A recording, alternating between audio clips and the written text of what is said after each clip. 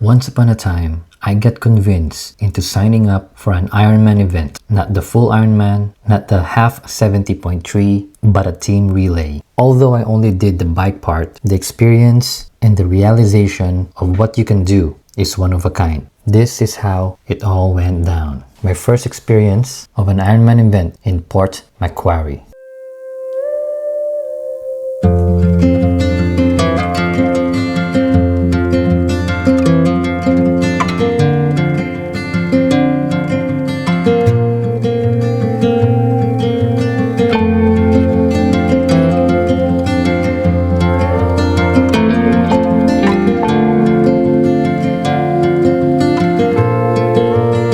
So we're going to break down this story into 3 different chapters. Chapter 1, Part 1, how I ended up signing for this event. Chapter 1, Part 2 is the training and preparation that we've done. Chapter 2 is the event weekend, all the action and dramas that I was able to capture and share. And Chapter 3 is the post-race reaction and what's next.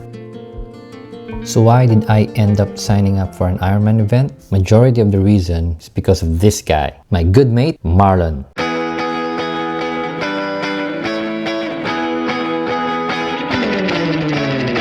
Multiple full Ironman finisher, has always been a constant motivator to try out swimming, structured training, recommending nutrition. He became a solid influence of all things triathlon to myself and many more. Perhaps unknowingly or most likely intentional. In 2024, myself and another friend, Jason, participated in the Phil Oz Try Enticer event. I did the bike and run duathlon and Jason did a long run. That, I think, ignited something. And in a fateful summer evening in February 2025, me, Jason, and his other colleague Raymond signed up for a team relay effort in Ironman Port Macquarie. And so it begins. Ironman event means hours of preparation. So we put our heads down and trained like there's no tomorrow.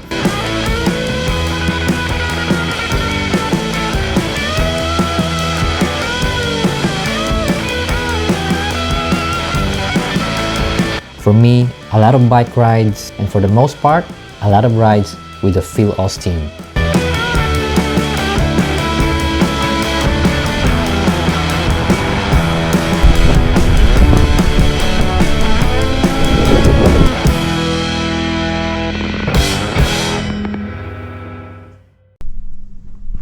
Where are we going, Ren? Port Macquarie! For Iron Kids Run. Let's go!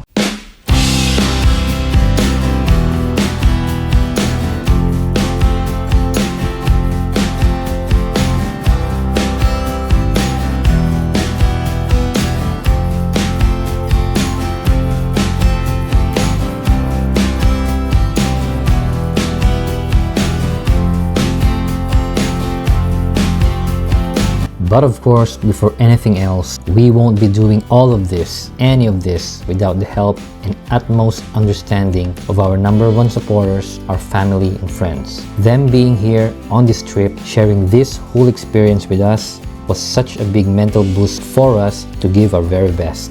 Anong radio pangalan ginawa nyo? Element. Wala set, ano to, full to eh. Full to.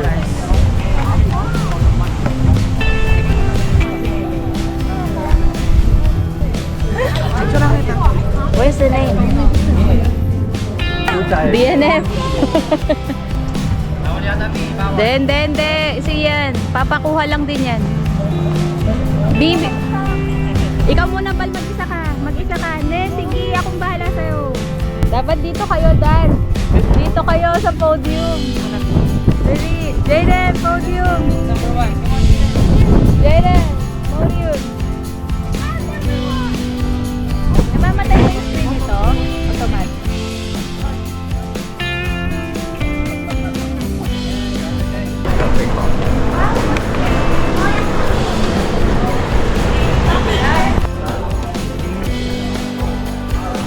Is that good? Yeah, that's fine. Thank you. Okay. Alright. And then the first chance to Alright. for you. Thank you very much. Yeah. Thank you. Best of luck. Thanks. Isa-isa pa rin. Isa-isa pa rin. The Ironman Village vibe was awesome. So happy for that Canyon tent with the free bike service. Thank you, Canyon. From there, I completed my race registration and collected my race pack. Roam around a little bit with the gang before coming back to the unit to continue with our prep.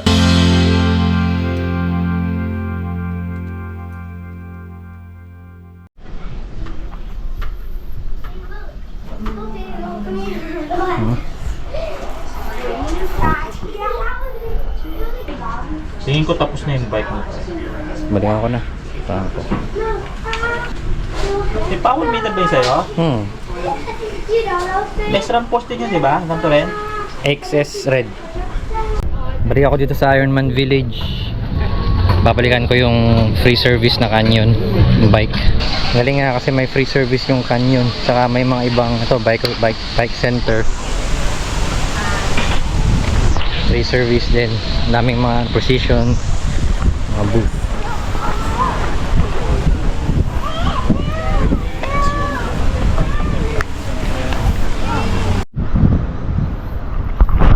Ganda rito sa Port Mac. So yung drive is more than 4 hours. Maulan, pero ngayon maaraw na yung maganda na yung panahon. So pagkarating, chinek-in yung mga bata sa Iron Kids. Nag-check-in na rin ako. Athlete check-in, individual check-in. Kaya sina Jason saka si Raymond, check-in din sila mamaya. Ay bukas. Alright mates, let's prepare for battle!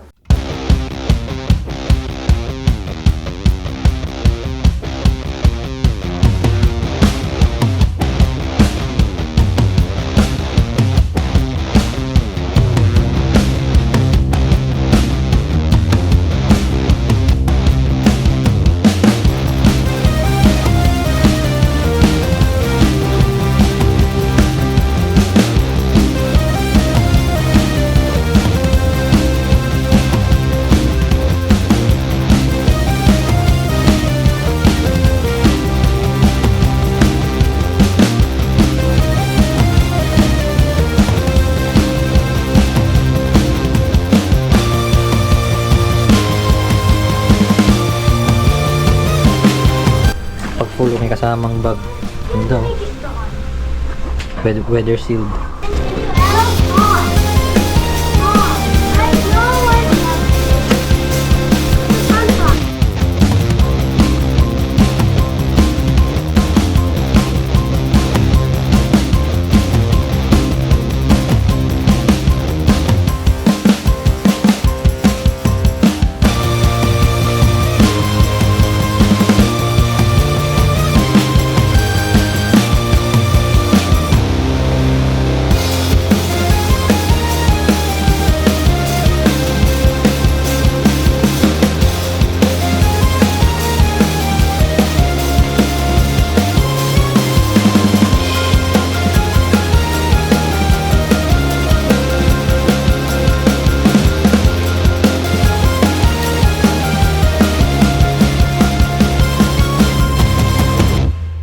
Later that afternoon, we decided to go for a quick spin to test the bike and check some parts of the route. This gave me a chance to film a tiny bit of the route because camera and video recording is prohibited during race day. I have no footage of me riding my bike during the race, aside from my wife's spectator footages. But Port Mac, mate, so pretty.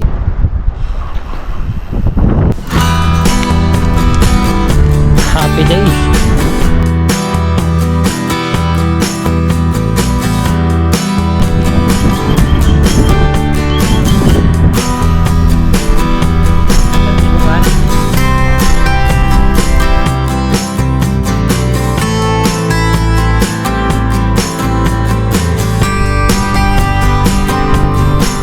Dito mate, kami sa may Port Macquarie Marina.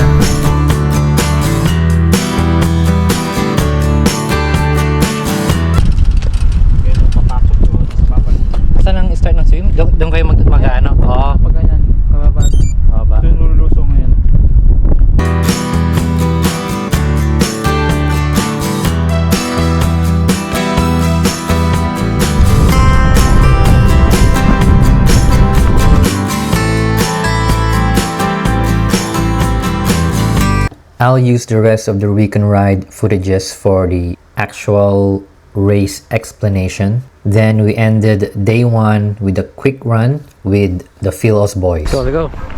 Let's go.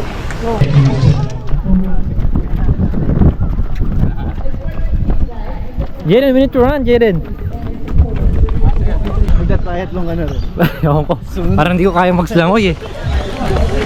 Ganun din lahat kami. Ano, hindi natin kaya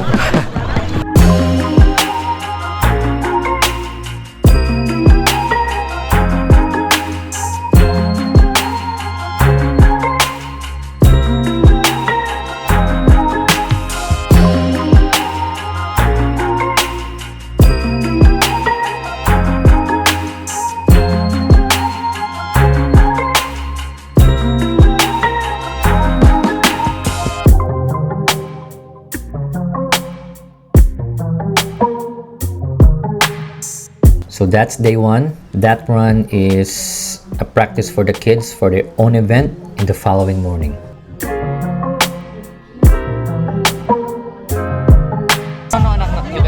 No need.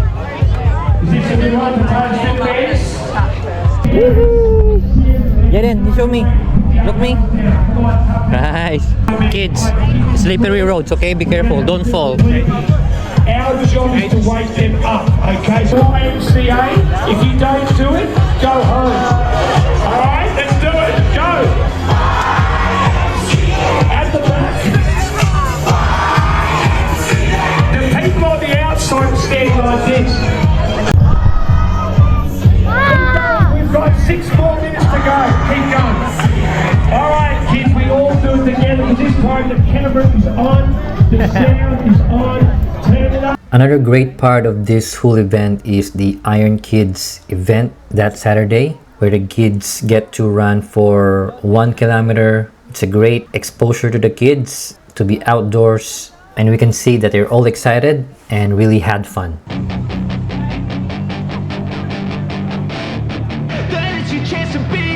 Hey kid, don't ever let them get inside your head. They'll tell you what to do in life instead of everything you know that you can get. Don't let them guide your life towards regret. I'll fight for what I love with every breath. My past is filled with things I won't forget. I use them all to push me to my best. So treat the worst of times just like a test. If only I could go back in time, I'd tell myself that everything will end up alright. Just push yourself, test yourself, figure out what you like, and find your limits, don't be rigid, always work towards a prime. Surround yourself with open minds, people can change your life. A few friends with intent can help you feel alive. Find a passion, take some action, and with a little time, just be patient, make a statement, try to enjoy your life. They'll try to kick you while you're down. They wanna rise up while Shortly after the Iron Kids event, Jason arrived in Port Mac. Him and Raymond completed their athlete registration. Sama ko na yung team, relay team namin. So Jason is doing the run while Raymond is doing the swim. They checked out Ironman Village to get some Ironman merch, then headed back to the apartment to rest and prepare. Good luck, you guys. Thank you. Hope you have fun out there.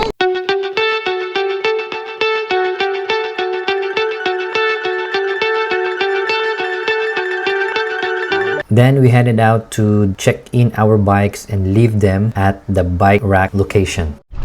Aming bike check-in. On our way to the bike racks, Marlon forgot his shoes and he also forgot his towels. Sometimes, however ready you think you are, there's always something, mates. There's always something. Back in the Ironman Village, we bumped into the Philos team. Good day mates. This is it, Pansit, Ironman Australia. Let's go. Let's go. Game time. Ano sir? Game time. Good day mga mates. Game time again sa Philos. Okay, Philos in the Ironman Australia. Anong event mo sir? Cheerer. What will be your tip for a rainy ride? For that, just go fast. And more faster.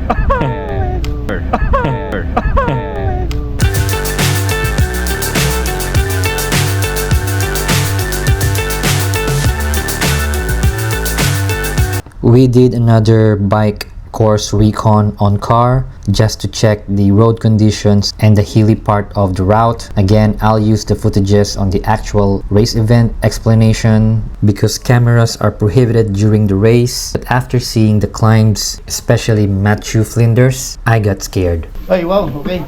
Yes. Anong inuluto mo, sir? Tinola, sir. Request ni President. President Roman Paulo. Balikan natin to. Good day, mates. Ito yung mga pilos. Kamusta na natin yung mga participants? First full Ironman. what's your expectation? Bahala na, basta matapos lang. Arnil, are you participating? Relay. Relay, okay. Apat. So, your support crew? Yeah, support cheerer. I'm favor pum like it. Ayos. Tanungin mo yung mga edad, yung pinakabata. Ha? Okay lang ba yun? O, ilang taon ka nagsimula? Some of the Philos team members dropped by for team dinner. We had some good home-cooked food. President Pao, who's doing the 70.3 half Ironman, was there. Erwin is also doing half Ironman. Joey, Christian, and Arnil are doing a team effort, while Marlon and Levi, of course, doing the full Ironman course. Okay, pray now.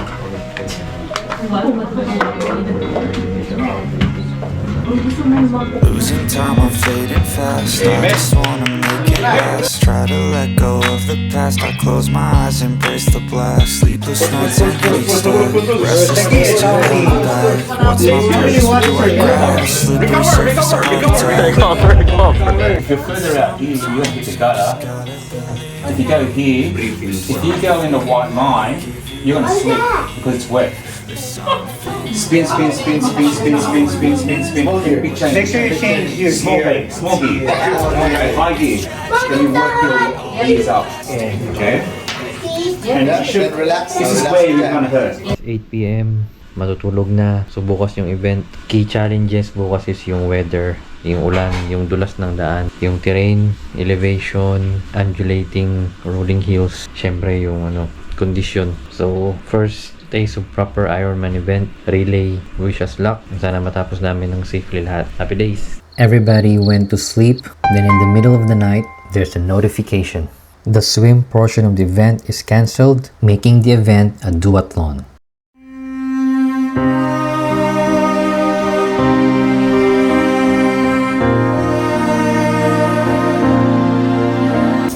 Passing of the timing chip. But the show must go on.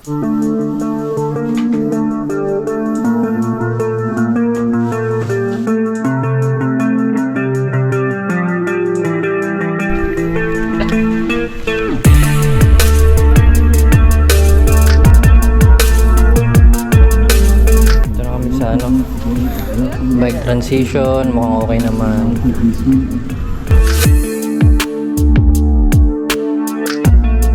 Since the event became a duathlon, all 70.3 and relay bike riders were called in batches to kickstart the event. I was at the last bike rack and with the last batch to depart. The bike course started at the town street before hitting the first hill within the first kilometer of the ride. This is the same 90-kilometer bike course for the 70.3 half Ironman participants, which is done in two 45-kilometer loops. So these footages are from the side streets from our friends, families, and supporters. Erwin! Tingnan mo, ito na ba?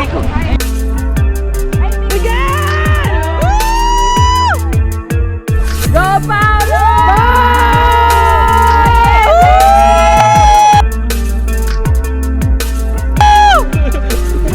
Ayan na si Paz!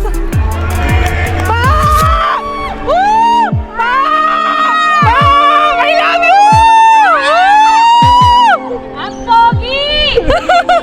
Well, of course, I need to believe that and I left it here. Thanks, guys. Go Arnel! Go Arnel! Go Arnel! Go Arnel!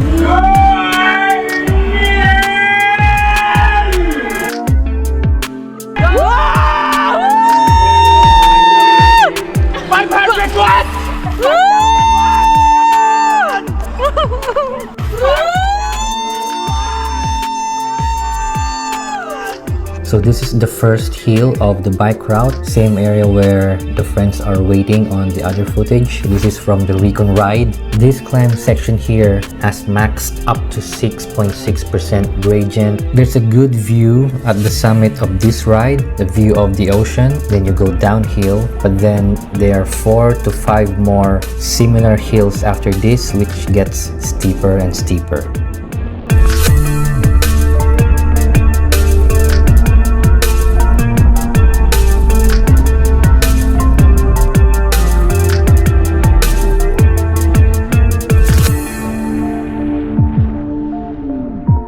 So the first 10K is undulating terrain, including this short steep ascent to Tacking Point Lighthouse. You'll pass through this small roundabout U-turn, and immediately there's another steep ascent. You will be turning left to a quick succession of steep downhill and uphill to Matthew Flinders Drive. However, this is only the first part of the course, so you will be going the opposite way to the flat section of this bike course, around 20 kilometers to the next town where the U-turn is. So you'll be actually going back on the same route, then you'll tackle the dreaded Matthew Flinders climb. Boom! Velo ka na.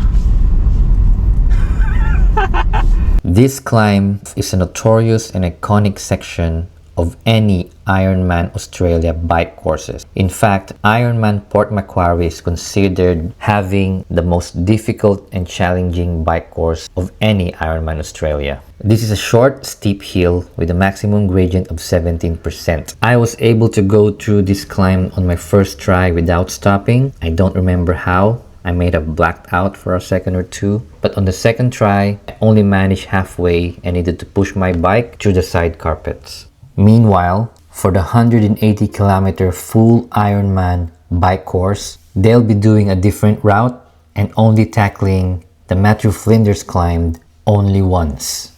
Back to the 70.3 and relay riders. After the Matthew Flinders climb, we all need to go through the undulating hills, U-turn, and go for a second loop.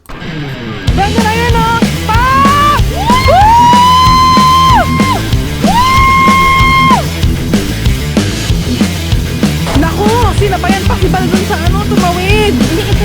Eh na nga siya. Go pa! Go! I love you!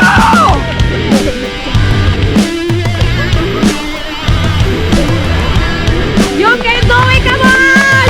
Go, go, go! Coffee!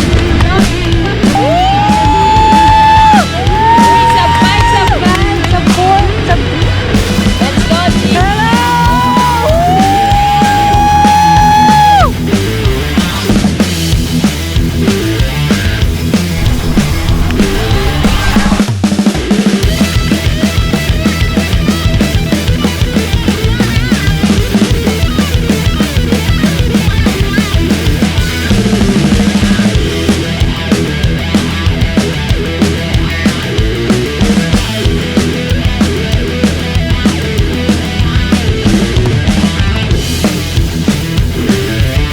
So after finishing the second loop, transition to run, and now it's Jason's turn to hit the road with 21-kilometer half marathon course.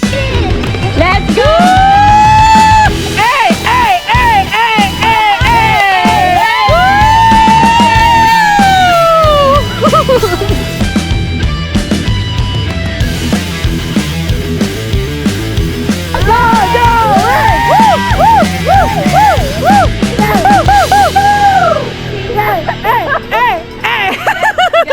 Shortly after doing the second loop of the bike course, I experienced cramps all over my body. Luckily, I was able to push through it, and I'm only doing the bike part. I can only imagine for those doing the 70.3 half Ironman, and even more so for those full Ironman athletes.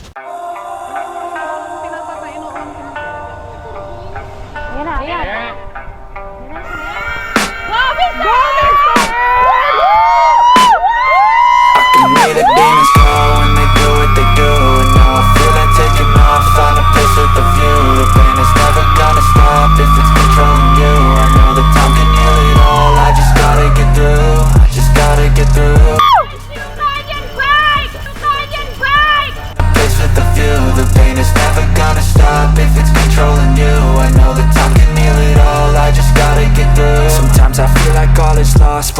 know it's not true. I wanna put up all my walls cause I'm not in the mood. But then I cut myself off from the rest of the room. I know that I can heal it all if you're patient and soon. It can all be worth it, all the searching. Pain is never really permanent, but damn it hurts, man. I could feel all of the turbulence and it's concerning. I've been searching for a purpose, I hope it's worth it. And the team RVJ put the break.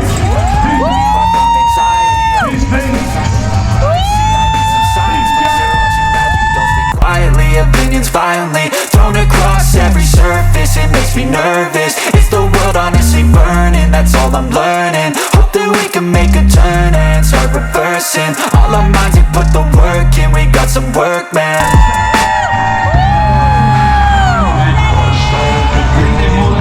So stoked and thankful that we finished our part safely and successfully. Now we get to cheer our other comrades who are still grinding and pushing on. Taking off, find a place with a view. The pain is never gonna stop if it's controlling you. I know that time can heal it all. I just gotta get through. I just gotta get through. I just gotta get through. Cause I feel like taking off, find a place with a view. The pain is never gonna stop if it's controlling you. I know that time can heal it all. I just gotta get through. I just gotta get through. Gotta get through this, life is a nuisance, tie up some loose ends. I try to be human, find a solution, my evolution. A place like this, it didn't exist, we made it like this. So you can go pick the bad or the good, got a glass halfway. I know, it's easier to hide than just to lay low. Not everyone in life has got a halo. While the others continued with the race, Raymond and Jason packed up and drove back home. I also took my bike from the transition area. And in between, President Pau has overcome all adversities and crossed the finish line as a 70.3 Ironman Australia finisher, representing the Philos Club and bearing the Philippine flag.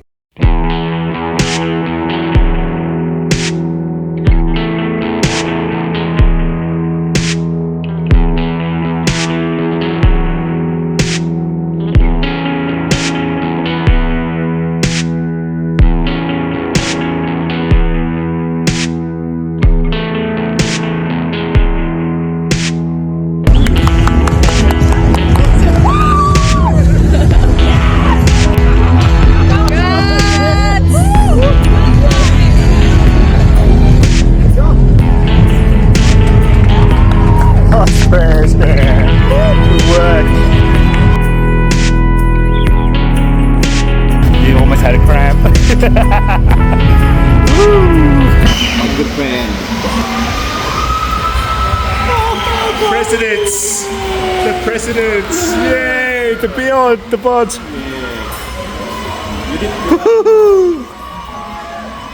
did well. I tell you. Very humbling experience, right? Very humbling experience. It's not easy, it's hard, but you made it. So you will be an inspiration to others. If President Pau can do it, why you can't do it? It's a good advertisement. Yes. Nice one, Prez. Make Feel Oz great again. So all of the 70.3 and relay team has successfully completed the race. Congratulations. Now it's down to the full Ironman participants.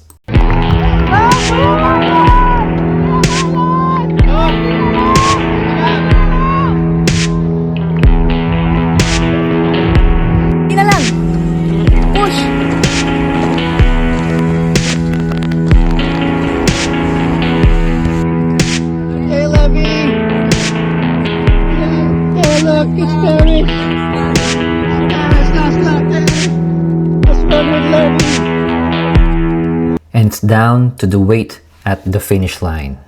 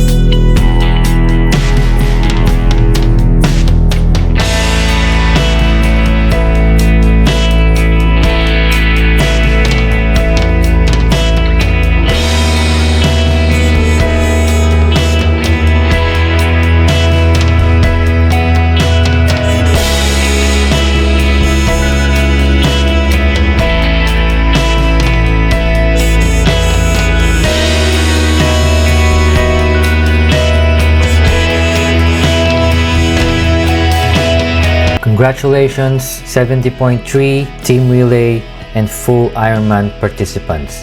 Hell of a job.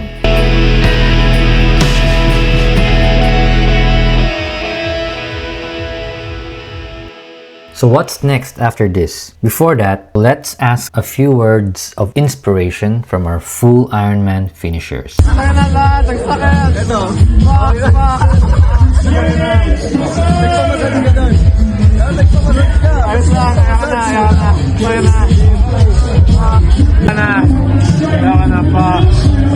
I'm never doing this again. Crikey, that's Levi. Let's ask Marlon.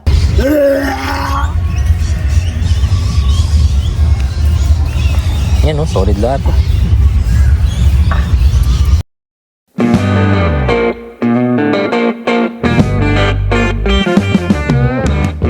Overall, it has been an eye-opening experience. Don't underestimate what you can do with the right mindset, training, and focus. Again, none of this is possible without the support team, family, and friends. So we need to give time back to those who support us. Have a proper balance with things so we can get to do this all over again. Again, you ask? Because that's the next chapter. The swimming was cancelled and relays are only one part. So you know, the kids had fun. I will leave it at that. So until the next time, happy days everybody!